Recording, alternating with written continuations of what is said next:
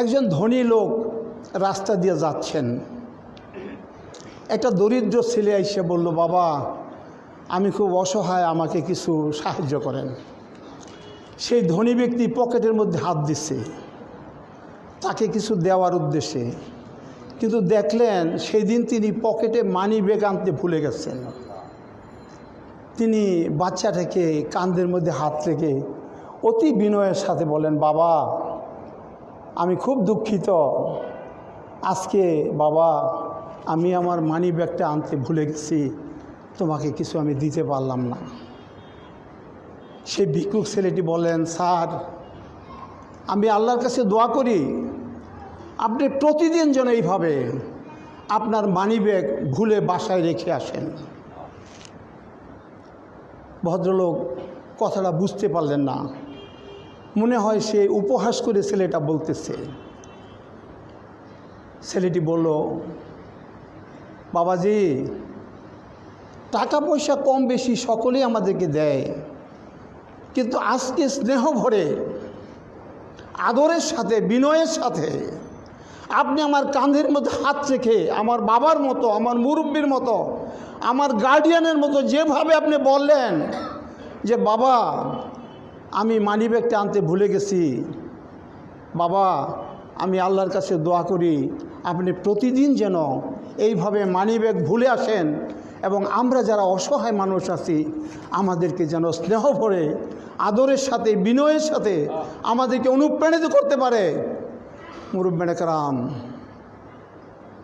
আল্লাহর নবী বলছেন, a generous man is closer to আল্লাহ, a generous man is closer to paradise, a generous man is closer to people but is far away from the flame of hell fire.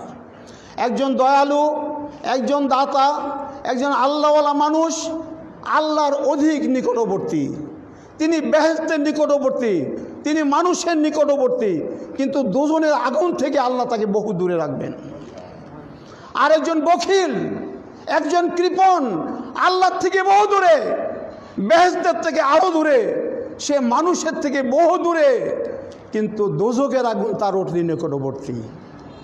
বখল শব্দটা বেখেলাম, বখল হলো কৃপণতা, আর adjective হলো বখিল, কৃপণ। এই বখলের মধ্যে তিনটা অক্ষর আছে, বেখেলাম। বেতে হইল বালা মুসিবত বিপদ আপদ, মনে রাখবেন যারা বখিল তাদের উপরে হামেশা বালা মুসিবত আসবে আল্লাহর তরফ থেকে। আর খেতে হইলে ক্ষতি, খারাপি, ক্ষতি মানুষের জীবনে আসবে যদি মানুষ বখল যদি অর্জন করে। আর লাম হইল মানুষের কাছে, আল্লাহর কাছে নেয়ামত অর্জন করা, আল্লাহর পথে দান করা, আল্লাহর বান্দাকে খুশি করা। এটা যদি আমরা করতে পারি আল্লাহ পাক রাব্বুল আলামিন আমাদেরকে অনেক বিপদ থেকে, অনেক দুঃখ থেকে, আজকে পৃথিবীর জমিনের মধ্যে আমরা ঠিকমতো জাকাত দিই না, আমরা একজন ভিক্ষুক আমার কাছে আসলে আমি তাকে তুচ্ছ তাচ্ছল্য করি, অনেক গালবন্ধ করি।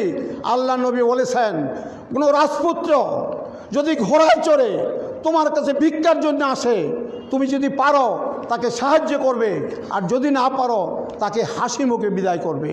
আমার কোনো অধিকার নাই কোনো ভিক্ষুকে বিচার করার জন্য, তুমি জোয়ান মানুষ কেন কাজ করো না, তুমি কেন ভিক্ষা করতে আসো, এই সব বলার অধিকার কারো নাই।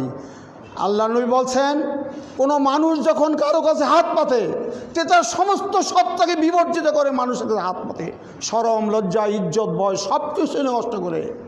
নবীজি বলছেন, আর যে মানুষ সেই হাতকে ফেরত দেয় সে আরও নিষ্ঠুর, সে আরও আল্লাহর নজদিক সে আরও অপমানিত হবে।